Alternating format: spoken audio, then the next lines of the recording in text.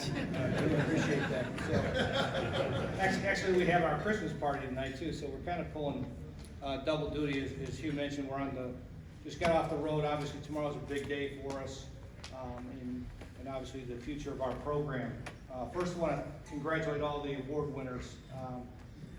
So it was a long time ago, but I remember back, when I was in high school and how important this was and meaningful for the families and the communities and the high school coaches and all the people that help you get there and all the people that support the quarterback club to take the time and the resources to properly honor them. So congratulations to you.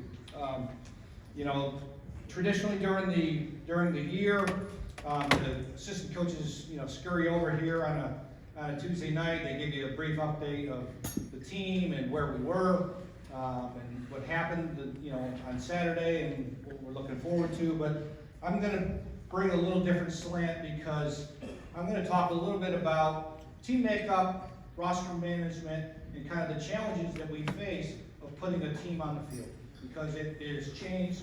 It's changed dramatically, and I'm sure Coach Andrews and Danny can attest to a lot of the things, the way things used to be and how it's evolved. And really, I was fortunate to be a part of the National Football League for 17 years, where everything is very regimented, okay, and everything's very organized and structured. And I've been out of college football for 11 years before I came here with Coach Norvell. And what has happened to the makeup of college football is amazing to me. And so I think it's a challenge for the head coach especially, trying to manage that roster, manage the personalities, and the system that's in place. When I started out in this profession, it was you dealt with the high school coach because they were the most influential person, rightfully so, because they always had the young man's best interest at heart.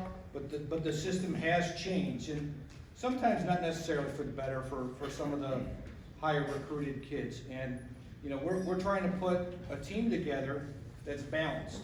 Okay, we're trying to balance our classes. We got here, things were a little bit uneven as far as the makeup of our roster. And I'm not talking about talent. I'm just talking about number distribution. Okay. And so you're trying to manage 85 kids over a five-year span because of redshirt. We got here in 2020, there was 57 players on scholarship. Okay? 24 of those players are no longer here. Okay? No fault, one graduated, 6 transferred to Power 5 conferences, 8 went to Group of 5 conferences, 6 went in the NFL, 2 are out of football, and 1 went to junior college, went back to junior college. So this past year, 77% of our roster was made up of freshmen, redshirt freshmen, and sophomores, which bodes well for us for the future. Okay. What happened with COVID, okay, that allowed the teams that were senior laden, like Wake Forest, like Pittsburgh, like NC State, to have almost an unfair advantage with their super senior classes. We had 10 super seniors. We brought in 7 of them when we got here, and 6 of them were transfers. Okay, so we really only had 3 guys that actually started at Florida State that actually made it to that super senior season. Where Wake Forest and Pittsburgh and NC State, they had upward to 20, 22 players that were playing almost their 6th year. And so, all that stuff will even itself out as we go back down to 85 scholarships, no more super seniors. But that is the challenge of trying to balance our roster. People say, well, why did you take so many transfers the last, especially 2 years and last year? Just think of our defense without Jermaine Johnson or Kier Thomas or Jamie Robinson. Okay, we have to find ways to balance what we're doing, okay, with experience. We would rather recruit them and develop them, okay, but it's becoming more like an NFL model where, and Lane Kiffin said it today, probably not the best way, but it is free agency. It is a free agency system to help plug some holes on your team. And we thank God we had it, and that's part of the equation now. But it is part of putting a roster together.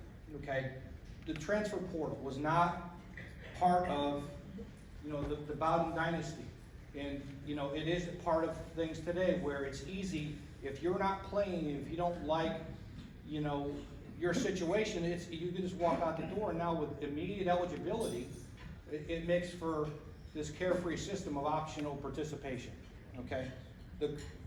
Quarterbacks, okay, especially, because only one quarterback plays at a time, okay? And so they want to play. And if you've got really good talent at quarterback, you've seen it at other places, you've seen it at our place with Chuba Purdy, but Ohio State and Oklahoma and some of these places where they just want to go and play. And so it's like musical chairs. In this day and age with information, they know what their best opportunity is to go get on the field.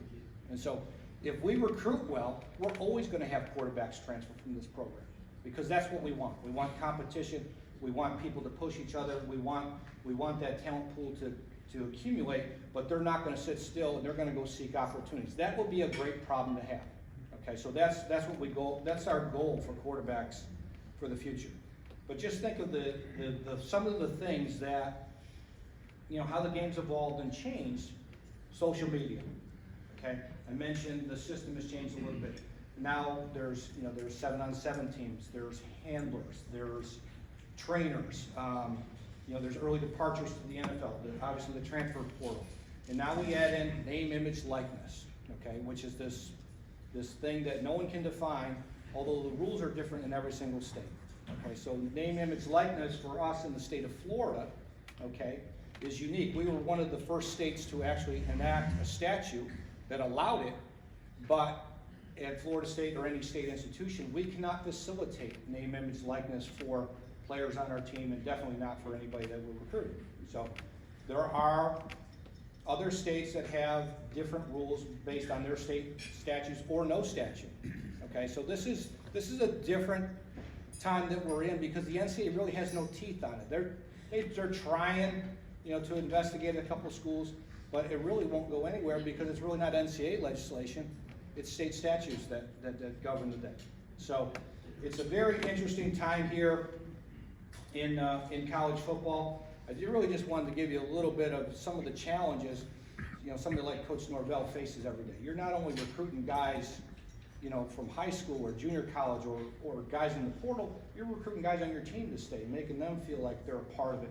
And you're trying to create this team chemistry, the ultimate team game in football, when the system is kind of moving towards more of the meat or the eye. And so that's the challenge. It's really difficult for the head coach to balance all those things, and thank God we have somebody like Coach Norvell who embodies all that stuff. And despite the changes, those old school values and all that stuff, our players are really, really bought into, and it's really been a joy to be around them. So there have been some great changes in college football, and Danny will probably attest to this. The finances alone for players in this day and age have really, this story never gets told, okay? And I think it should, and I thought this is where the NCAA kind of failed in some of their defense in going into the name, image, likeness. So a few years ago, they created miscellaneous cost of attendance spread between their actual cost and the cost of attendance, which is defined as all the other costs, travel, anticipated fees, laptops, all this other stuff. It's a very subjective number, okay? Our school, we're very fortunate that we are 5th in the country for in-state for miscellaneous cost, and we're actually 2nd in the country for out-of-state.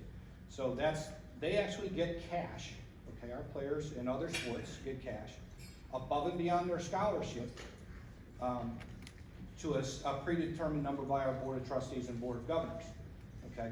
So if you were an out-of-state young man or young woman playing a different sport, you would get up to $10,000 on top of your scholarship.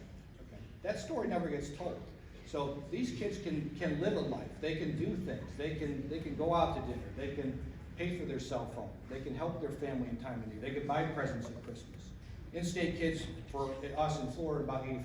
Okay? So on top of that, there are certain things in the legislation where you couldn't use to feed players at all outside of their scholarship. And now, on top of the miscellaneous money, they also get snacks, which don't count, okay? So we average spending about $3,700 a year per player on snacks. So, so snacks for us is usually a box lunch, which for most people is a meal, okay? So that's another way that we can help supplement, So on top of that, okay, there's the ones that their families are not as fortunate, and they will qualify for Pell Grants, which is meant, it's a federal program, okay, for those that are familiar with the Pell Grant, to actually help people offset their education costs. Well, all our players' education costs are met, so they can qualify up to $8,000 annually from the federal government, tax-free, that they put in their pocket. That does not go to reduce any of their costs. The NCAA lets them have it, the federal government lets them have it. So you start adding those things up, it's not so bad being a college student athlete in this day. Okay.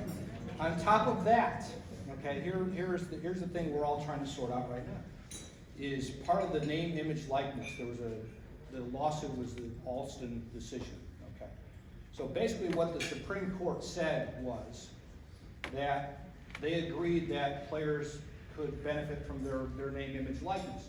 On top of that, they determined that any college student athlete could receive up to $6,000 in additional academic benefits, which is very loosely defined, which by some schools in the SEC is already defined as cash. Okay, so